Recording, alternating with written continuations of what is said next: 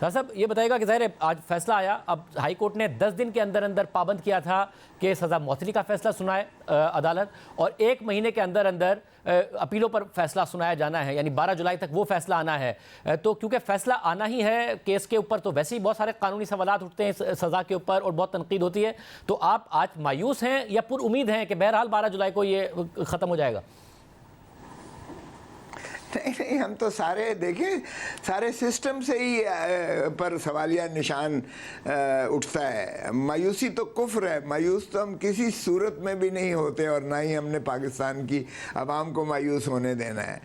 اس لیے خان ہمیشہ پرعزم ہے، اور وہ کہتا ہے کہ ہم نے کبھی شکست میں نے زندگی میں تسلیم ہی نہیں کی ہے، اور انسان اس وقت ہارتا ہے جب وہ شکست تسلیم کرتا ہے۔ ہم نے تو خان کے اس کہنے پر ہی چلنا ہے۔ لیکن شرمناک بات دیکھیں، عدت کے کیس میں آپ اندازہ کیجئے گا، یہ بھی کوئی کیس ہے 1400 سال میں اسلام کی تاریخ میں ایسا کبھی کیس نہیں ہوا۔ اس سے نہ صرف 52% ہماری عورتیں جو ہیں وہ بڑا سراسیمگی کے عالم میں اور بہت زیادہ وہ غم و غصے میں ہیں اس کی وجہ سے۔ دنیا میں ہمارے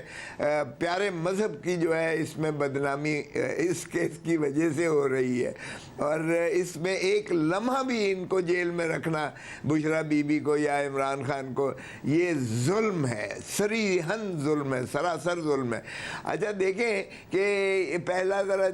اب آپ ذرا دیکھیں کہ جب بحث ہو چکی، میں خود 50 سال سے وکالت کر رہا ہوں، ہم تو فیصلہ سننے کبھی جاتے بھی نہیں ہیں، کیونکہ فیصلہ جج آ کے صرف فیصلہ سنا دیتا ہے۔ جب پہلے بحث و تمیز ہو چکی اور جج صاحب نے ایک تاریخ جو جن سے منتقل انہوں نے تاریخ فیصلے کی سنائی، تو پھر یہ جو تماشا بنایا گیا کہ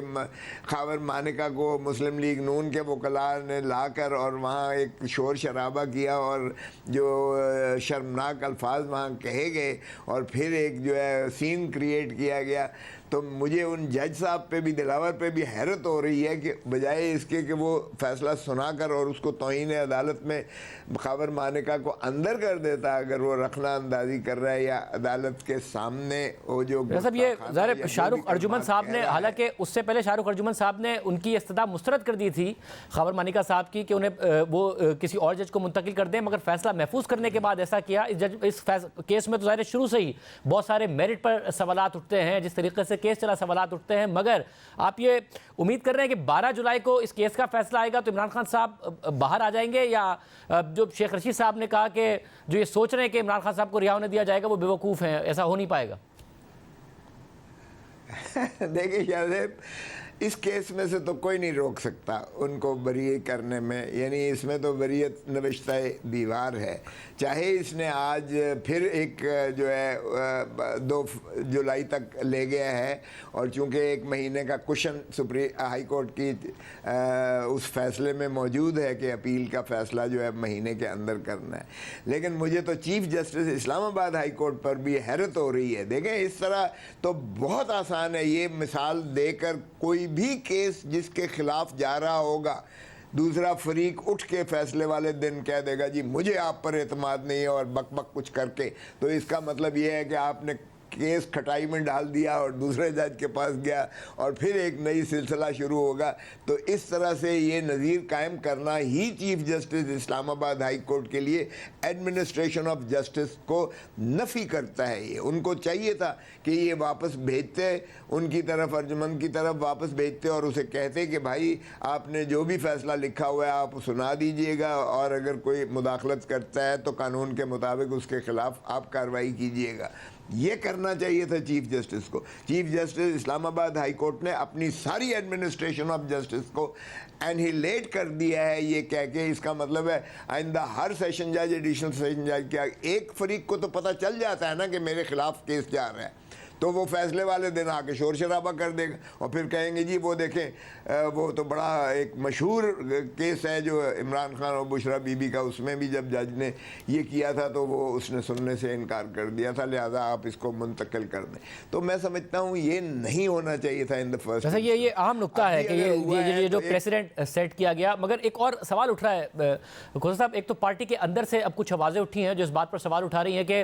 پارٹی کا فوکس عمران خان صاحب کو اور دیگر کارکنوں کو باہر لانے سے زیادہ مختلف رہنماؤں کا، اور جس وقت لیڈرشپ پارٹی کو چلا رہی ہے وہ اپنے عہدوں پر ہے. پھر سابق جو رہنما ہیں فواد چودھری صاحب، وہ کہہ رہے ہیں کہ لیگل ٹیم جو ہے وہ ٹھیک نہیں کاروائیاں کر رہی ہے، اور جو موجودہ سیاسی لیڈرشپ بھی ہے اور جو لیگل ٹیم بھی ہے ان کے فیلئر سے. عمران اسماعیل صاحب نے بھی کہا کہ دلچسپی نہیں لگتی کہ عمران خان صاحب باہر آئیں. آپ کو لگ رہا ہے لیگل ٹیم اور سیاسی ٹیم دونوں کی کوئی خامی ہے جس کی وجہ سے پارٹی کے اندر اس وقت ناراضیاں پیدا ہو رہی ہیں، اور جو سابق رہنما ہیں وہ بھی سوالات اٹھا رہے ہیں؟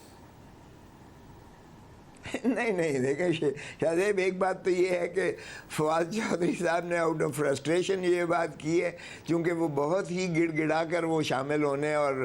آپ معافی کے خواستگار ہیں، اور ان کی پوری کوشش ہے کہ مجھے پاکستان تحریک انصاف میں واپس سمویا جائے. اور یہ ہمارے پاس، میں چونکہ کور کمیٹی کا ممبر بھی ہوں، ہمارے پاس یہ بات آیا مسئلہ، لیکن ہم نے یہ طے یہ کیا کہ جب تک یہ اس کا فیصلہ عمران خان صاحب خود مخلصی کے بعد ہی خود فیصلہ کریں گے، لہذا ہماری سفارشات اپنی جگہ پر جب ہم کریں گے، لیکن جب تک خان صاحب باہر نہیں آتے ہم اس کو مؤخر کرتے ہیں. اور ہم نے وہ سائنڈائر جوائن کر دیا فواد چودھری صاحب. مگر وہ بہت ناراض ہیں، وہ قیادت. کیا آپ لوگوں کیا کور کمیٹی میں بہت اختلاف تھا اس بات پر کہ انہیں واپس لیا جائے؟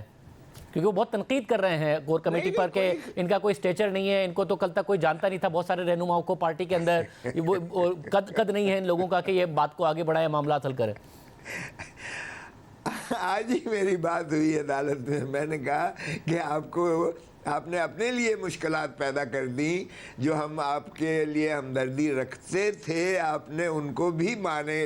کر دیا بونے کہہ کر. تو یہ میرا نہیں خیال کہ یہ مناسب تھا ان کے لیے یہ بات کرنا. اگر وہ واقعی سنجیدگی سے پارٹی میں واپس آنا چاہتے ہیں تو آپ اتنے محاذ کھول کر جو ہے اپنے لیے آسانیاں پیدا نہیں کرتے. تو میرے خیال میں انہوں نے آؤٹ آف فرسٹریشن بات کی ہے، اس میں کوئی سر منہ صداقت نہیں ہے. پارٹی کے اندر کوئی اختلاف نہیں ہے.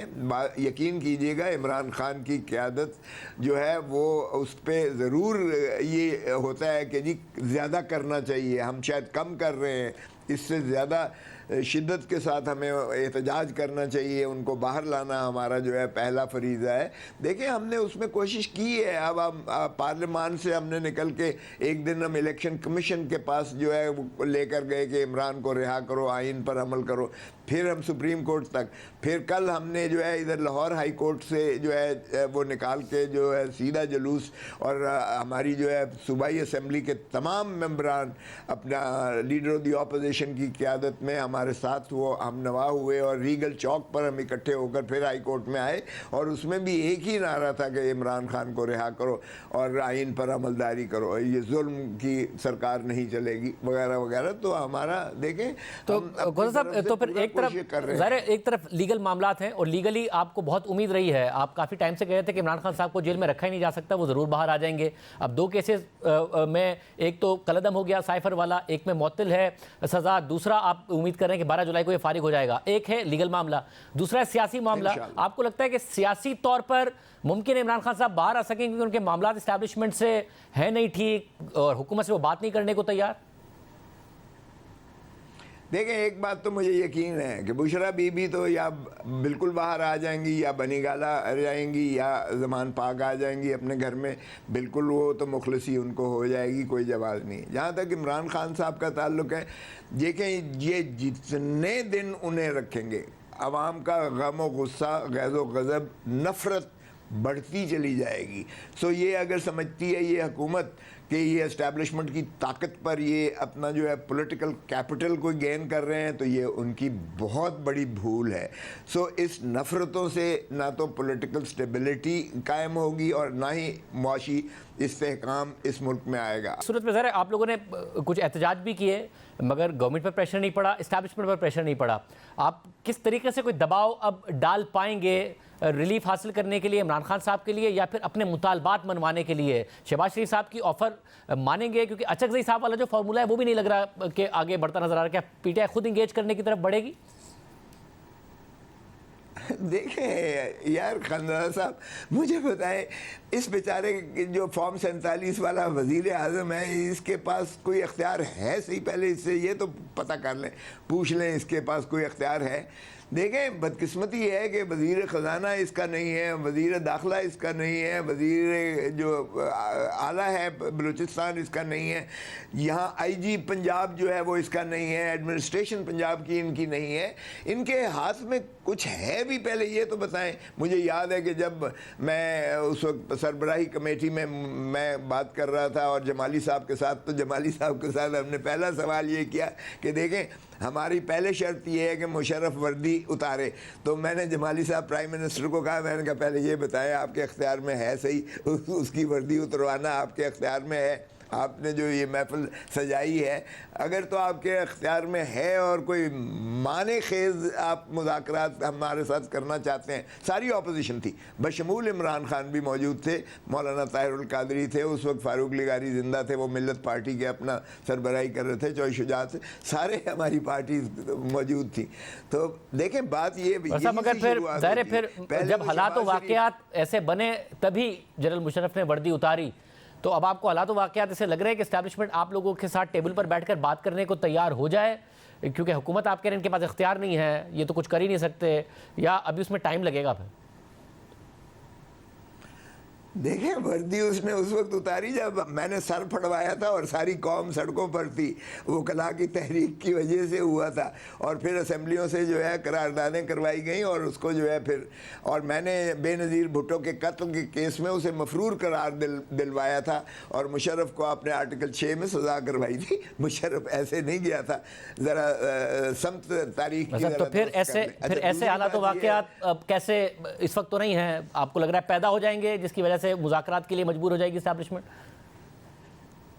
خاندان صاحب ہم نہیں چاہتے کہ اس نہج پر آئے۔ 1971 کا سانحہ ہمارے سامنے ہے، جو قومیں اپنے ماضی سے سبق نہیں سیکھتی وہ مٹ جاتی ہیں۔ ہم بار بار باور کروانے کی کوشش کر رہے ہیں، خدا را محب وطن بنیے گا، پاکستان سے پیار کرنا سیکھیے گا اور پاکستان کے لیے سوچیں، اپنی ذاتی انا اور یہ جو ایگو ہے اس کو ایک طرف رکھیں۔